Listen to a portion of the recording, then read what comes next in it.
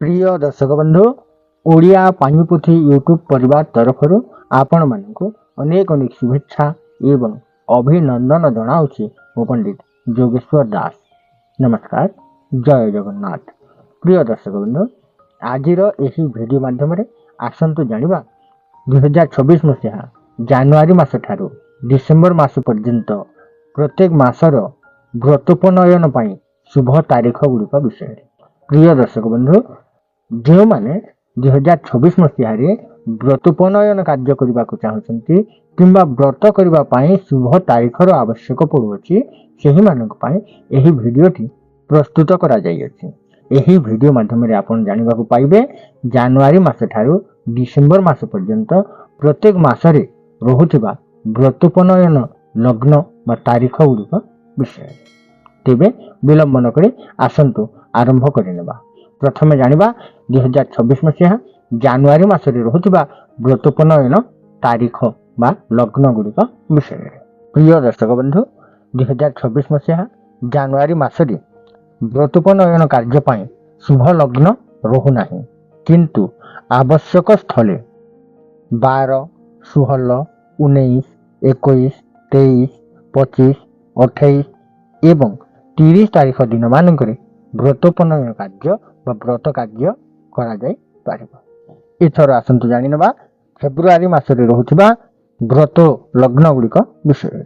जो माने फेब्रुआरी मासरे व्रत कार्य करबा को चाहछन्ती सेहि माने फेब्रुआरी मासर 19, 20, 22, 25, 26 एवं 27 तारीख दिन मानकरे करि पारिबे। यह व्यतीत आवश्यक स्थले 4, 5, 6 एवं 11 तारीख दिन मानकरे मध्य करा जाई पारिबो। जो माने मार्च मासरे व्रत कार्य करबा को चाहछन्ती एवं शुभ तारीखर आवश्यक रहुछि सेहि माने 2026 मसीहा मार्च मास 6, 8, 12, 13, 16, 20, 25, 26, 27, 29 एवं 30 तारीख दिन मानकरे व्रत कार्य करा जाई पारिबो। एही दिन मानकरे शुभ लग्न रहुअछि। एथर आसंतु जानि नबा 2026 मसीहा अप्रैल मासरे रहुथिबा व्रत लग्न गुड़िक विषय। जो माने 2026 मसीहा अप्रैल मासरे व्रत करबा को चाहछन्ती सेहि माने अप्रैल मासर 3, 6, 8, 9, 10, 12, 13, 20, 21 एवं 29 तारीख दिन मानकरे व्रत कार्य करि पारिबे। एही दिन शुभ लग्न रहुअछि। एथर आसंतु जानि नबा 2026 मसीहा मई मासरे रहुथिबा व्रत लग्न गुड़िक विषय। जदि आपण मई मासरे व्रत कार्य करबा को चाहछन्ती तेबे 3, 4, 5, 7 एवं 8 तारीख दिन व्रत उपनयन पाई शुभ लग्न रहुअछि। एथर आसंतु जानि नबा जून मासरे रहुथिबा व्रत उपनयन लग्न गुड़िक विषय। जो माने जून मासरे व्रत कार्य करबा को चाहछन्ती सेहि माने जून मासर 17 एवं 24 तारीख दिन करि पारिबे। जून मासरे बेसी लग्न रहुनाही। एथर आसंतु जानिबा जुलाई मासरे रहुथिबा व्रत लग्न गुड़िक विषय। प्रिय दर्शक बंधु जदि आपण जुलाई मासरे व्रत करबा को चाहछन्ती तेबे जुलाई मासर 1, 2, 3 एवं 5 तारीख दिन व्रत कार्य करि पारिबे। एही तारीख दिन गुड़िकरे व्रत लग्न रहुअछि। एथर आसंतु जानिबा अगस्त मासर व्रत लग्न गुड़िक विषय।